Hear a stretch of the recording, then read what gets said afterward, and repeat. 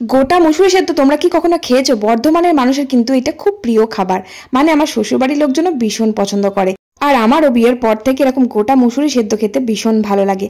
এই যে মুসুরিগুলো দেখছো, এগুলো হচ্ছে আমাদের জমির মুসুরি। এগুলো আমাদের যখন মুসুরি উঠেছিল তখন আমার বড়মশাই বাড়িতেই খোসা ছাড়িয়ে রেখে দিয়েছিল। তবে খাবো খাবো করে আর খাওয়াই হয় না, অনেকদিন ধরে পড়েছিল, তাই আজকে চোখে পড়ে গেল। তাই ভাবলাম এগুলো সেদ্ধ করে আজকে মুড়ি দিয়ে খাওয়া হবে। তবে এই গোটা মুসুরিগুলোর ভেতরে প্রচুর নোংরা ছিল, সেগুলো আমি কুলোতে ভালো করে ঝেড়ে নিয়েছি। কাঠি ছিল, সেগুলো বেছে নিয়েছি।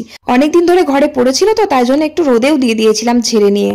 তারপর আর কি বিকেলবেলা মুসুরিটাকে বেশ ভালো করে ধুয়ে নিলাম, তার কারণ ছোট ছোট কাকড় ছিল। ভালো করে ধুয়ে নিয়ে এই যে প্রেসার কুকারে সেদ্ধ করে নিয়েছি। আলু দিয়েছি ডুমো ডুমো করে। সেদ্ধ হয়ে যাবার পর একটু নুন দিয়ে তেল দিয়ে ফুটিয়ে নিলাম। অনেকে আবার মুসুরিটা ঝোল ঝোল খায় না, আমরা একটু ঝোল পছন্দ করি, মুড়ির সাথে খাই তো, তাই একটু ঝোল ঝোল করেছি। ঝোলটা একটু বেশি ভালো লাগে খেতে। তারপর নিচে দিয়ে আসলাম বাবা মাকে কাঁচা লঙ্কা কাঁচা পেঁয়াজ বেশ কুচিয়ে নিয়ে মুড়ি দিয়ে, জাস্ট দারুণ লাগলো খেতে। তোমরা যদি খেয়ে থাকো তাহলে অবশ্যই কমেন্ট করো।